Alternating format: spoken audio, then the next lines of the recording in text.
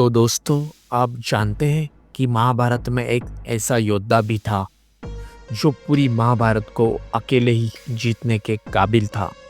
हाँ, मैं बात कर रहा हूँ बर्बरीक की। बर्बरीक एक ऐसा योद्धा था, एक ऐसे योद्धा थे जिनसे श्री कृष्ण को भी डर लग गया था।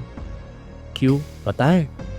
क्योंकि बर्बरीक जो थे ना, वो बहुत ही दिव्य अस्त्र शस्त्र और दिव्य शक्तियों से लैस थे। बर्बरीक भीम जो महाभारत में पांडव है, पांडव के पुत्र घटोत्कच और उनके पुत्र थे बर्बरीक, यानी कि बर्बरीक भीम के पौत्र थे। बर्बरीक को उसकी माँ ने सिखाया था कि हमेशा लड़ाई में कमजोर पक्ष का साथ देना है, इसलिए वो युद्ध में हमेशा उस पक्ष की ओर से लड़ते थे जो हार जाता था या हारने की कगार पे होता था।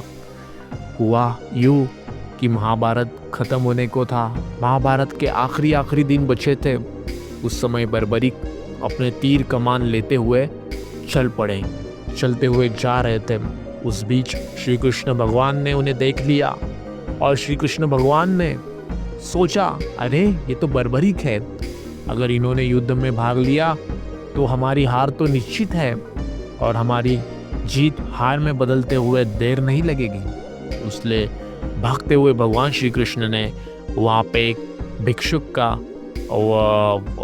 वेश बदलकर उन्होंने वहाँ पे उनके सामने वो गए। उन्होंने बर्बरीक जी से कहा, बर्बरीक जी आप कहाँ जा रहे हो और आप इतनी उनकी जो अवस्था थी कि युद्ध की, इतनी उनकी अवस्था प्रखंड थी कि भगवान श्री कृष्ण ने पूछा आप कहाँ जा रहे हो, तो उन्होंने कहा कि मैं युद्ध करने जा रहा हूँ। बोले कौन सा युद्ध?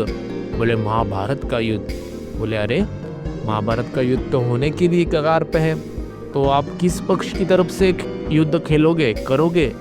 उन्होंने कहा जो पक्ष हार रहा है मैं उसी पक्ष की ओर से युद्ध करता हूँ।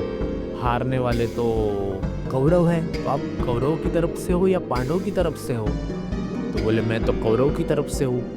तो भगवान श्री कृष्ण को एक बड़ी आपदा का निमंत्रण दिखाई पड़ता है। इस बीच भगवान श्री कृष्ण बोलते हैं कि लेकिन तुम्हारे पास तो 3 ही बाण है, तो तुम 3 बाण से युद्ध कैसे भला जीतोगे? बोले मैं 3 बाण से ही पूरे की पूरी पृथ्वी को जीत सकता हूँ, पूरे के पूरे आकाश पाताल को जीत सकता हूँ, क्योंकि मेरे 3 बाण एक आकाश, एक पाताल और एक पृथ्वी, ऐसे तीनों लोगों को जीतने के काबिल है। इस बीच भगवान श्री कृष्ण कहते हैं कि यहाँ पे जितने भी झाड़ की जो पत्तियाँ है, वहाँ पे एक जो झाड़ था, जो एक वृक्ष था, उस वृक्ष में जितनी भी पत्तियाँ है, क्या तुम इन बाण से उन पत्तियों में छेद लगा सकते हो, तोड़ सकते हो? तो बर्बरीक कहते हैं क्यों नहीं। वो अपना तीर कमान निकालते हैं और सभी झाड़ की पत्तियों को तोड़ते हुए वो तीर श्री कृष्ण भगवान के पैरों के चारों तरफ मंडराता है। भगवान श्री कृष्ण कहते हैं कि ये तीर मेरे पैर के आजू बाजू क्यों मंडरा रहा है?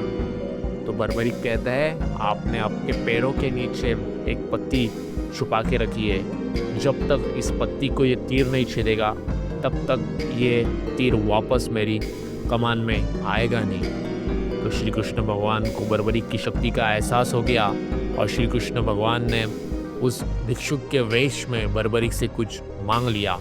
श्री कृष्ण ब्राह्मण के वेश में थे, उन्होंने बर्बरीक से कहा, बर्बरीक मुझे कुछ भिक्षा चाहिए। बर्बरीक ने पूछा कि भिक्षा में क्या चाहिए? तो श्री कृष्ण ने उनका शीश मांग लिया। बर्बरीक समझ गए थे कि ये जो ब्राह्मण वेशधारी है जिन्होंने मेरे से सिर मांगा है वो कोई साधारण नहीं, वो साक्षात ईश्वर है। लेकिन फिर भी बर्बरीक ने उनको अपना शीश दे दिया और भगवान श्री कृष्ण को पांडवों की जीत दिखाई दे पड़ी। बर्बरीक ने एक मांग की कि मैं शीश तो दूंगा, लेकिन मैंने अपनी माँ को भी वचन दिया है कि मैं महाभारत का युद्ध पूरा देखूंगा, तो इस मेरे शीश को तुम जीवित रखना और मैं इसी शीश से, इन्हीं नेत्रों से महाभारत का पूरा युद्ध देखूंगा।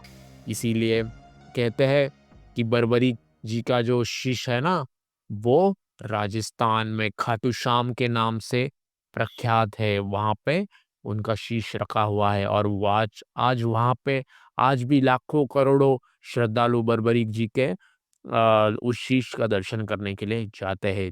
धन्यवाद मित्रों, धन्यवाद।